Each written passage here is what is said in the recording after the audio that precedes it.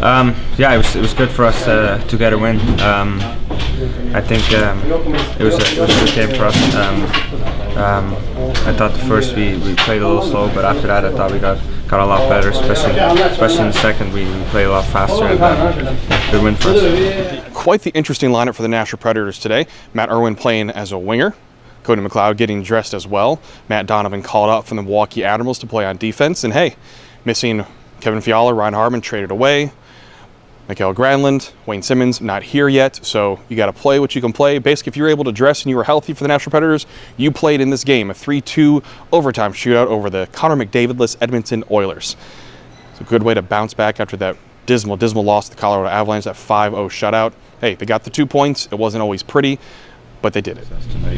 I think just rebounding off that first period, we didn't love that. So, again, something that we need to work on and something that we can talk about and fix up for tomorrow night. But really strong 40 minutes and just grind it out a gutsy win. Different guys got some pretty deep team, pretty good team here. So it was, you kind of have to block out any kind of distractions. It's get teammates go. It's tough. He's got a job to do of this business. Yeah, it's great. I mean, when you have a power play in overtime, we want to capitalize. But I think we did a good job. We kept our spirits up. We were confident, and Phil went in and scored a big goal. Boiler, a big goal, and then Peck shut the door when you had to. Having a game on trade deadline day is a little bit stressful, and you could tell that in the locker room today just based on player reaction. Obviously excited to have new players going, but having friends and teammates leave can also be stressful. Then you have to play a game, and those lines always shift. But here's player reaction on some of those new additions. They're really looking forward to having that score and prowess of Mikael Granlund and that power play and physicality of Wayne Simmonds. Yeah, a lot. I mean, I think Granlund, we played him a lot against Mini. He's a really skilled player. Really tough to play against. He's fast. He's very skilled. Yeah, really good player. And then obviously Wayne is a really tough guy. He goes to the front of the net. He hits hard. He's as a defenseman, really hard to play against. So they both definitely bring a lot. Yeah, well, I've seen a lot more of Granlund just playing against him for the past few years. Very talented guy and certainly offensive prowess that will really help us. And I mean, everything that people say about Simmonds is just what a great guy and a great teammate he is. So looking forward to having a leader and physical presence in him. Yeah. Two great guys are leaving, so it's not easy, but I think we have a game tonight, so you gotta make sure you come to the rink after and focus on the game.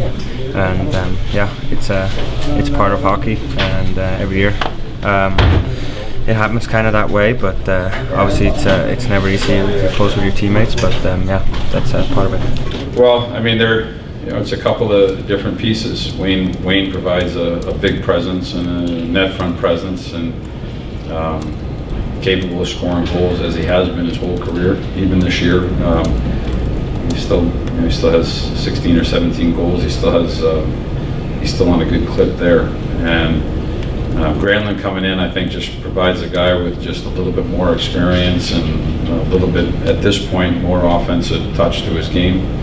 And so we think there are a couple good pieces between the three pieces that we picked up. I think David did a really good job in supporting our team and putting some pieces in play to make us, hopefully, a little bit stronger.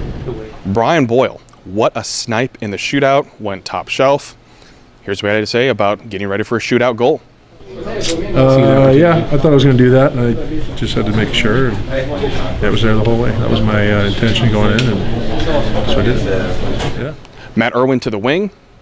Matt Donovan called out from Milwaukee to play defense. Here's what Peter Laviolette had to say about some of those changes. He's a forechecker. He did great. I mean, under the circumstances, you think about it, because you mentioned it.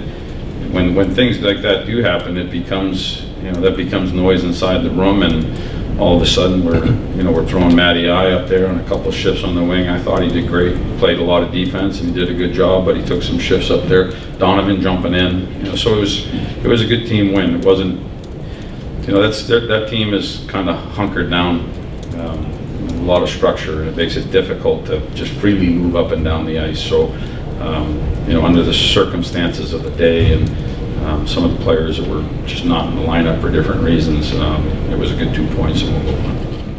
Spoke with Matt Donovan on his Predators debut. Here's what he had to say about getting to wear that Predators uniform and skating at Bridgestone Arena. It was fun. It's been a long time since I've been here, so it was definitely a good experience.